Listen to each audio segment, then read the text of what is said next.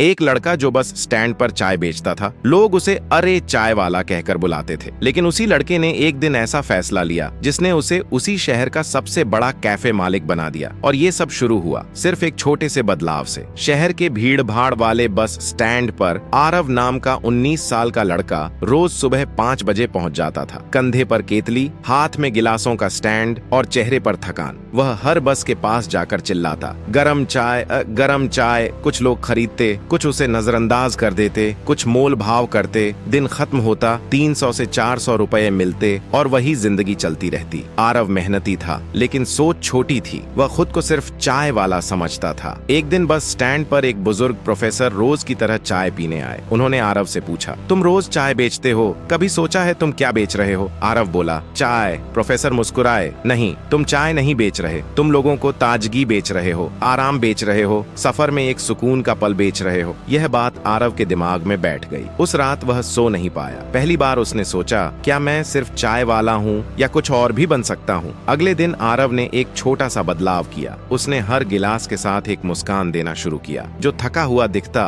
उसे पूछता, भाई साहब सफर लंबा है क्या? जो उदास दिखता उसे कहता, सब ठीक हो जाएगा। धीरे धीरे लोग उसे पहचानने लगे। अब वे कहते, चलो उसी लड़के की चाय पीते हैं। फिर उसने एक और कदम उठाया। उसने अपने ठेले पर एक छोटा सा बोर्ड लगा दिया, यहाँ सिर्फ चाय नहीं सुकून मिलता है। लोग रुकने लगे, फोटो खींचने लगे, सोशल मीडिया पर डालने लगे। लेकिन कहानी इतनी आसान नहीं थी। कुछ दूसरे चाय वाले जलने लगे। उन्होंने अफवाह फैलाई, इसकी चाय में कुछ अलग नहीं, बस ड्रामा करता है। एक दिन नगर निगम वाले आकर उसका ठेला हटाने लगे। आरव टूट गया। उसे लगा, शायद मेरी औकात यही है, मैं बड़ा नहीं बन सकता। उसी शाम वही प्रोफेसर फिर आए। उन्होंने कहा, तुम ठेला खो सकते हो लेकिन अपनी सोच नहीं खो सकते। ये वाक्य आरव के दिल में आग बनकर उतर गया। नई शुरुआत। आरव ने ठेला हटने के बाद हार नहीं मानी। उसने 6 महीने तक पैसे बचाए। रात को ऑनलाइन वीडियो देखकर बिजनेस सीखता रहा। ग्राहकों से बात करना, ब्रांड बनाना, साफ सफाई, प्रस्तुति। फिर उसने एक छोटी सी दुकान किराए पर ली। नाम रखा सुकून कैफे। दुकान छोटी थी लेकिन माहौल अलग था। धीरे धीरे कॉलेज के छात्र आने लगे, ऑफिस वाले आने लगे, ब्लॉगर्स आने लगे। उसकी चाय महंगी थी लेकिन लोग कीमत नहीं, अनुभव खरीद रहे थे। 2 साल में उसने दूसरी शाखा खोली, फिर तीसरी। अब लोग उसे आरव सर कहते थे। वही बस स्टैंड जहां वह कभी चाय बेचता था, वहीं उसने एक बड़ा सुकून कैफे खोला। उद्घाटन के दिन उसने अपने पुराने ठेले को दुकान के अंदर सजा कर रखा और उसके नीचे एक लाइन लिखी, मैं चाय वाला नहीं था, मैं बस खुद को पहचान नहीं पाया था। प्रोफेसर भी आए। उन्होंने मुस्कुराकर कहा, अब तुम चाय नहीं बेचते, तुम उम्मीद बेचते हो। आरव की आंखें भर आईं।